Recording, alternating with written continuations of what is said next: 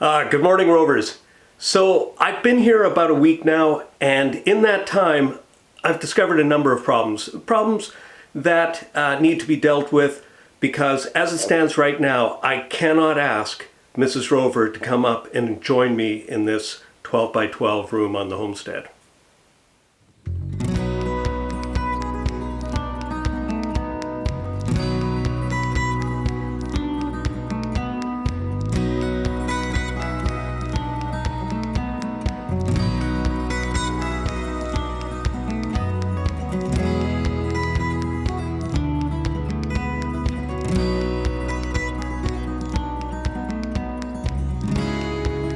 Well, Mrs. Rover has just dropped me off, and she'll come and pick me up in about a week. Everything's all good there, but what I want to do is I want to really test all the systems here and make it a good test. 7 days will be enough time for me to discover what needs to be improved or fixed, or in fact, if everything is going to work at all. So before I can ask Mrs. Rover to join me, I better get on and get those things sorted.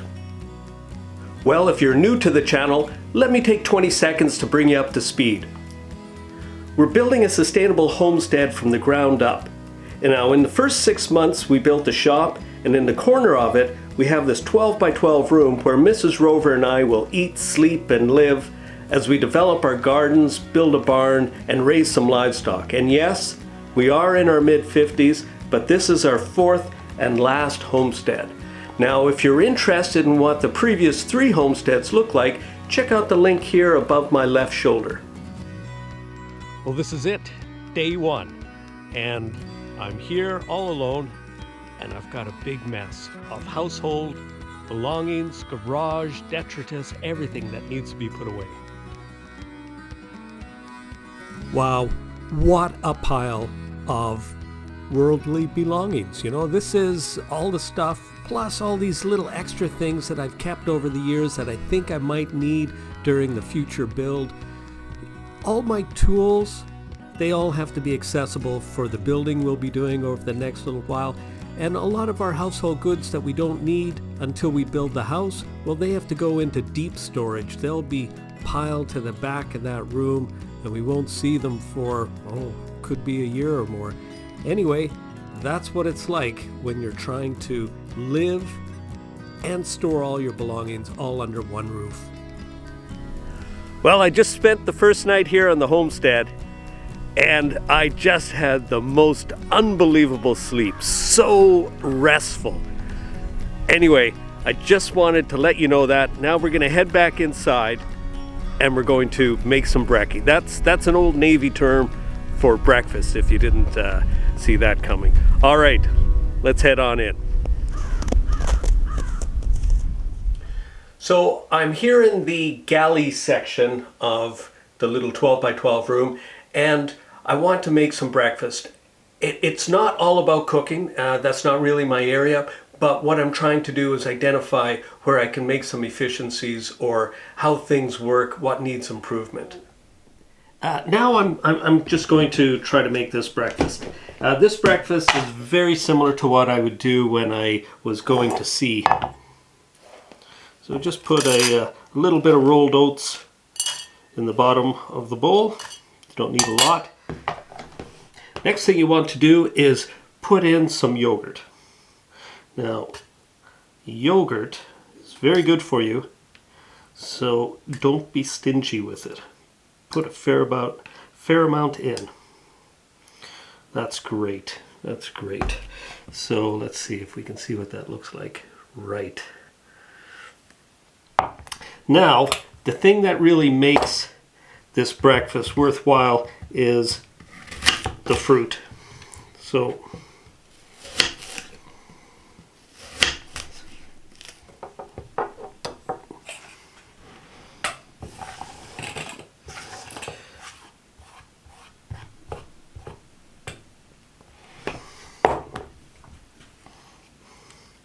and a banana, and I've started opening bananas not from the end with the stem but from the other end. Apparently that's how the monkeys and the chimpanzees do it, and I reckon they probably know what they're doing. So I'm doing it the same way, and what it gives you is the little stem becomes a handle then to hold the banana by.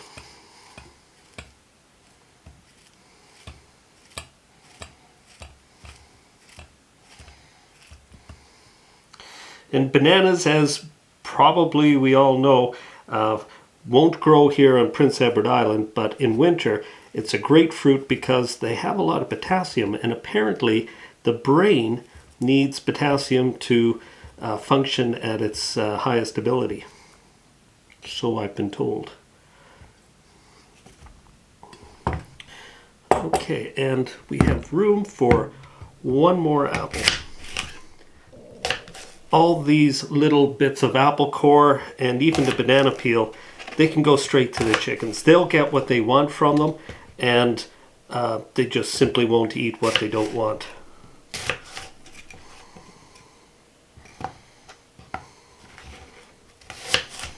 And what they don't want then just gets left on the ground and it's turned into compost.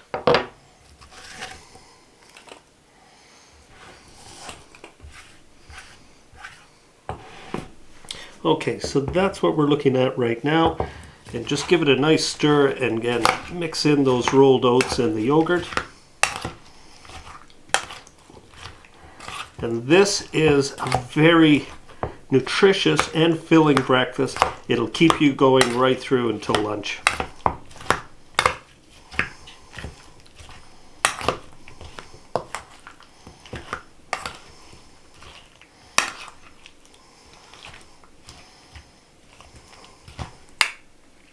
There it is, ready to be consumed. Let's just try that.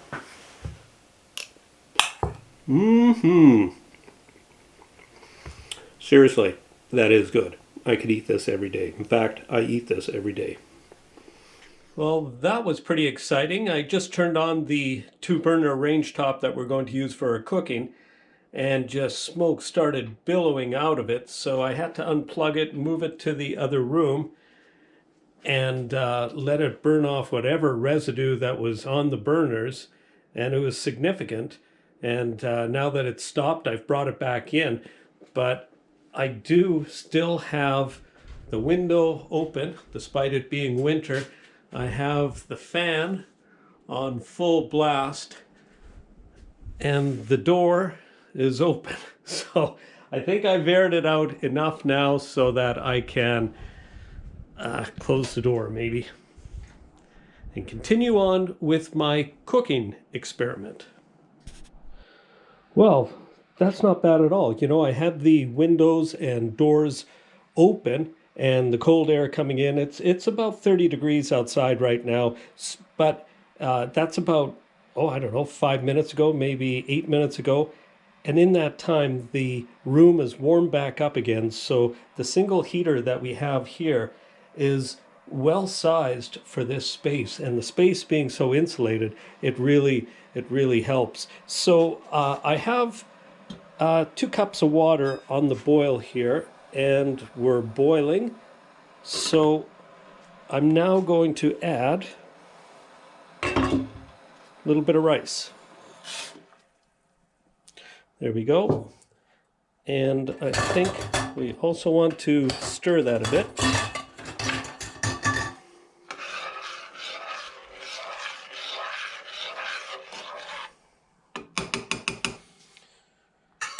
We'll let that come to a boil, and then we'll turn it down to simmer it, and then we'll start making the rest of Rover stew. Now, in the meantime, let me just walk you through the rest of the galley here. So yesterday I made a call out to Mrs. Rover to pick this thing up. It's an electric kettle, and it's a nice one, but they're amazingly inexpensive. So that is our hot water tank, if you will. So if you want tea or coffee, we can boil the water in that and then proceed from there. Also, the boiling water from there, I will put into this little carafe. And this carafe, let me see if I can do this with one hand. This little carafe is an insulated carafe. So I'll fill that up in the morning, I'll cap it, and then whenever we need hot water, say to wash our hands, our face, or to shave, which I'll do a little bit later on, we have it in there. We can mix it with a bit of cool water in another container. The washing is not set up very well at all. This is very cumbersome. So the whole idea was that this container would be the sink, and this container right here would be our water source. So it has a spigot, and this will work just fine. But unless I build a little plinth for this container to sit comfortably on, so that the spigot is hanging over the edge, it just won't get used. It'll be a hassle. So definitely that needs to be figured out, and that needs to be figured out before Mrs. Rover comes on board. All right, we are now boiling, so we can turn that down to a simmer. Let's, I don't know where a simmer would be. We'll try 1. Another thing that we have to be cognizant of is the amount of moisture that's going into the air. So we don't want to do really long cooking segments in this little space. Otherwise, we're going to end up with a moisture issue. So we'll try to, like that breakfast I had, or, we can use a frying pan. I mean, we can always boil water. It's just that we want to be cognizant that we're not going to boil water for an hour or something like that. If we do that, we'll have to do it in the summer, and we can take this unit outside and we can operate it on the picnic table. So I think everything is doable. You just have to think a little bit outside the box. Oh, the final thing I wanted to say was when Mrs. Rover picked up this electric kettle for me, I also had her pick up this light right here. It's a sort of a cool looking retro light, and it's LED, and without it, it's actually quite dark in here in the evening once the curtains are drawn. So turning it on really lights up this whole space so you can see what you're doing. And in addition, if I want to do some food prep here, it's easy just to turn this light over to this space. So I think all around, I would give the galley, I'd give it a B minus. Certainly some improvements. We've already executed on those, but I do need to get this water situation sorted out before Mrs. Rover gets here. Okay, so now we have put some sardines in there. We've put some soy sauce. We've put an egg in there. If I had been on top of the ball, I would have soaked some vegetables overnight. We have some dried vegetables, would have soaked them overnight and put them in as well. But this is our first shot at Rover stew. I'll cover this up. I'll give it a stir. I'll cover it up, and then we'll let it cook slowly for about another 15 minutes. Now, as far as the sleeping arrangements are concerned, I'd say they're pretty good.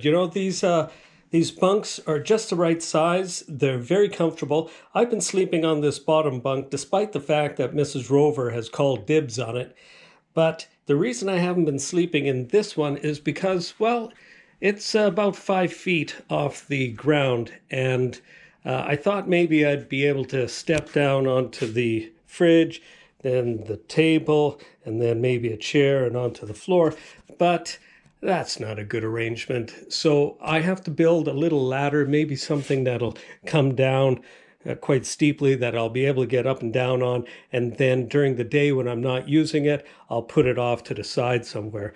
Now, another issue, or not issue, but another thing that needs improvement is there's no headboard. So you could sleep with the pillow at the other end, but then you're right beside the little fridge, and it gives a little whine. It's not loud, but you don't want that right beside your ear. So I need to create some sort of headboard, maybe 1x3s that'll come up right to the top bunk, and that'll keep the pillow from falling over the edge in the middle of the night.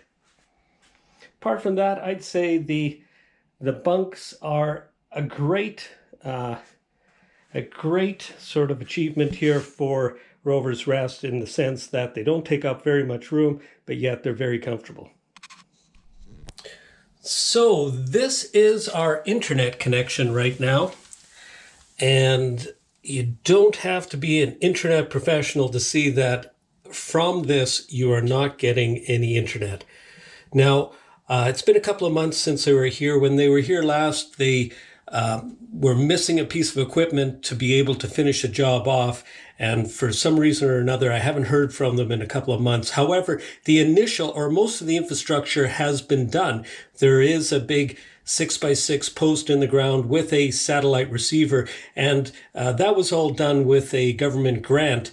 This end here, well, I'm not exactly sure what's needed to finish the job off, but I do have a workaround, and in the next video, I'll be sharing that with you. Well, make no mistake, Rovers, building a homestead from the ground up is no small adventure.